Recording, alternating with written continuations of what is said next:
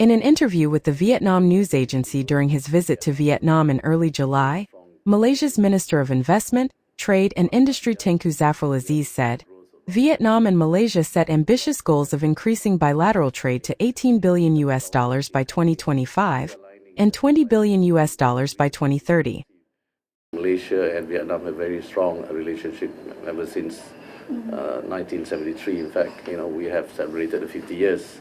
And next year we'll celebrate the 10th year of our strategic partnership as well.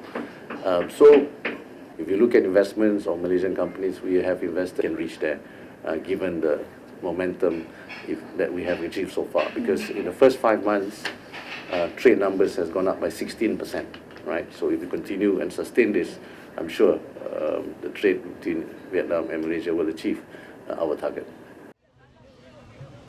As Malaysia is going to assume the rotating ASEAN chairmanship in 2025, the minister elaborated on the economic goals and future vision for the ASEAN community. He predicted ASEAN to be among the world's top 4 economic blocs by 2030. ASEAN, as an economic bloc, GDP-wise is about $3.8 trillion. Even trade within ASEAN is about the same number, about $3.8 trillion. We have a population of about 670 million people, of which half of them is below 30. And when you look at the GDP growth, Vietnam is also showing strong economic growth.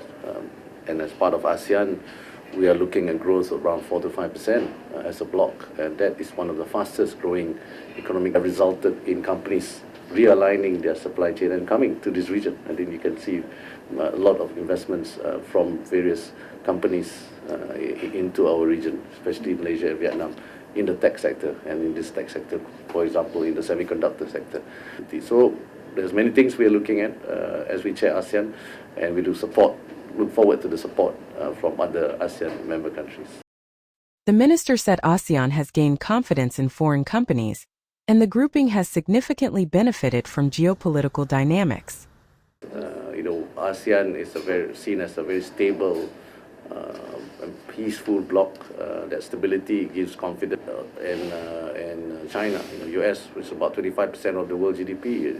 China is about 18% of the total GDP of the global GDP. So between both of them, nearly half of the world GDP. So we can't afford to take sides, and we shouldn't also take sides, and we have never taken sides since the formation of ASEAN. So it's important that we continue to do this, and we are seeing the flows coming to both Vietnam and Malaysia.